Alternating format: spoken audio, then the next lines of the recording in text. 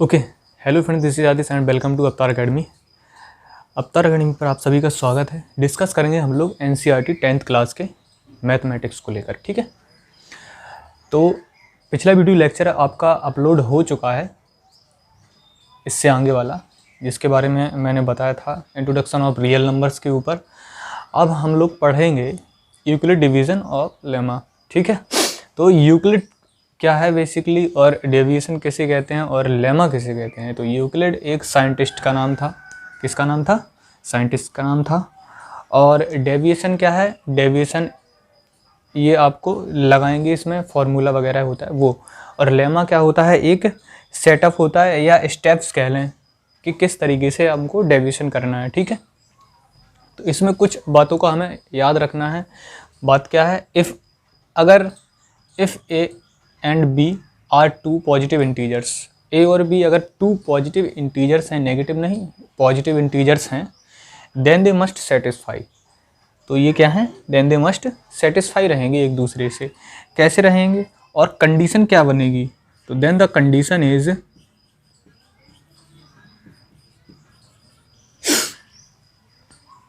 ऐसे मैंने कह दिया कि ए और B, A and B positive integers हैं, तो क्या होगा कि अगर हम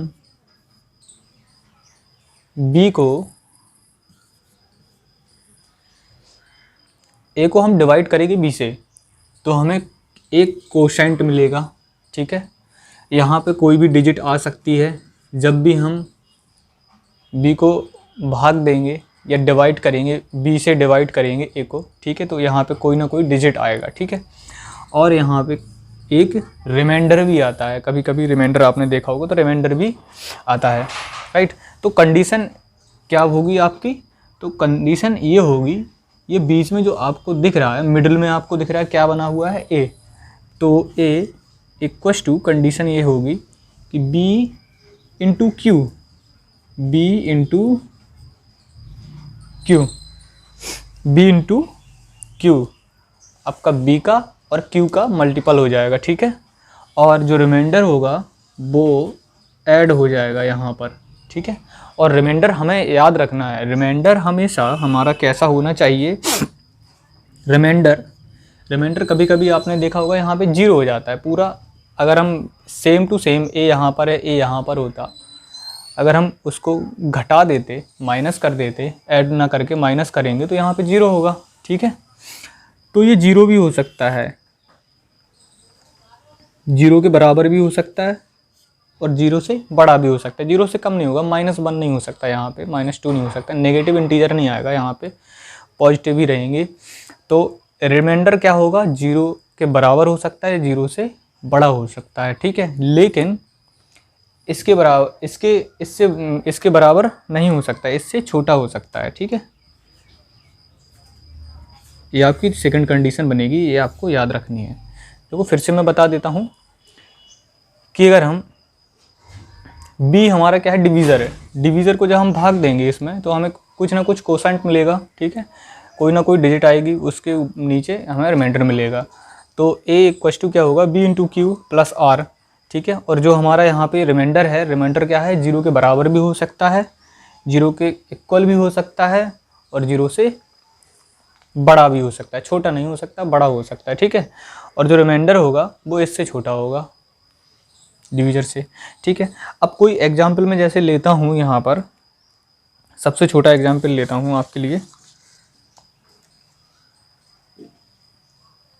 ये मैं हटा देता हूँ, एग्जाम्पल रख देता हूँ। तो एग्जाम्पल आपका ये रहा है। हमें क्या निकालना है? यूक्लिड डिवीजन लेमा से हमें एचसीएफ निकालना है। ये कंडीशन हमारी है, एचसीएफ हमें निकालना है। तो फाइंड एचसीएफ ऑफ 125 एंड 45। ठीक है, तो सबसे पहले देखते हैं सबसे छोटी नंबर कौन सी है? 45 है, इससे बड़ी ये है। तो सबसे छोटी नंबर का हम यहाँ पे लिख लेंगे, और 125 हम लोग बीच में लिख लेंगे। ठीक है, जब भी हम इसको काटेंगे, ठीक है, तो कुछ ना कुछ हम भाग देंगे इसमें। तो कितनी बार जाएगा? 45 टू जा 90। ठीक है, लेस करेंगे तो कितना होगा? 5 होगा, यहाँ पे 3 होगा। अब जैसे ही यहाँ पे 3 आया है, ठीक है, तो हम लोग यहाँ पे लिख लेंगे, यहाँ पे एक चीज़ और लिखनी है आपको, लिख लेंगे बाई यूक्लिड डेविएशन लेमा, ठीक है, इतना लिखना है।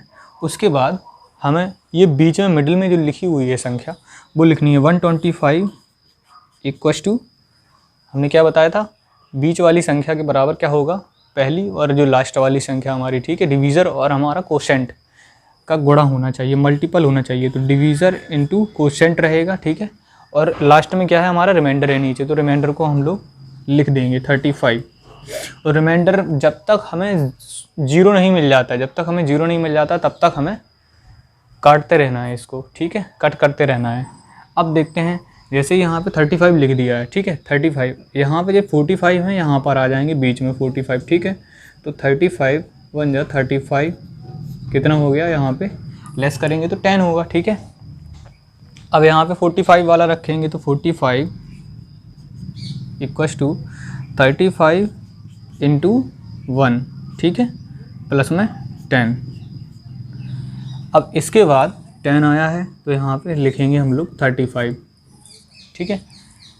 तो 10 3 जा 30, यहाँ पे नीचे क्या बचा 5, तो 35 यहाँ पे लिखा है, 35 लिखना है यहाँ पे, तो 10 इंटू 3, 10 इंटू 3, ये बीच में क्या, लास्ट में क्या है प्लस का 5, राइट। अब इसके बाद ये 10 यहाँ पे रख देंगे तो 5 2 से 10 हो जाएगा, ठीक है, और यहाँ पे 0 आ जाएगा। तो क्या लिखेंगे, अब 10 बीच में है तो 10 लिखेंगे, 10 इक्वस टू 5 इंटू 2 प्लस 0। जब तक हमें 0 नहीं आता है तब तक हमें भाग देते रहना है, डिवीज़न करते रहना है इसका।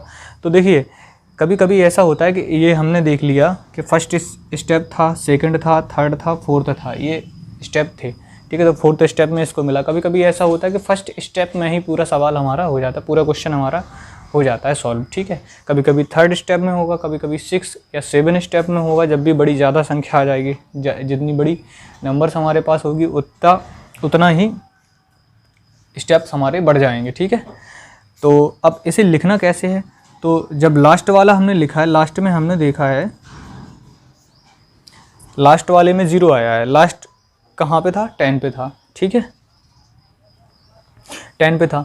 और यहाँ पे 10 जो किससे डिवीज़र हुआ है, किससे कटा हुआ है, 5 से कटा हुआ है, ठीक है, 5 से कट गया पूरा, ठीक है, इससे कट गया पूरा। तो लिखेंगे HCF ऑफ, किसका निकाल रहे थे हम लोग, HCF 125 का, 125 एंड 45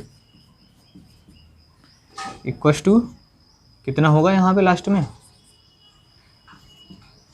किस संख्या, किस नंबर से हम लोगों ने भाग दिया था, इसमें 5 से दिया था ना, 5 से दिया था, तो 5 हमारा क्या हो जाएगा, आंसर हो जाएगा ये। और ऐसे ही आपको ये सवाल लगाने वेरी इजी हैं, कुछ एग्जाम्पल्स मैं आपको बताऊंगा, उसके बाद आपकी एक्सरसाइज स्टार्ट होगी, ठीक है। तो आज के लिए बस इतना ही, बने रहना अवतार अकेडमी के साथ। Okay, thank you.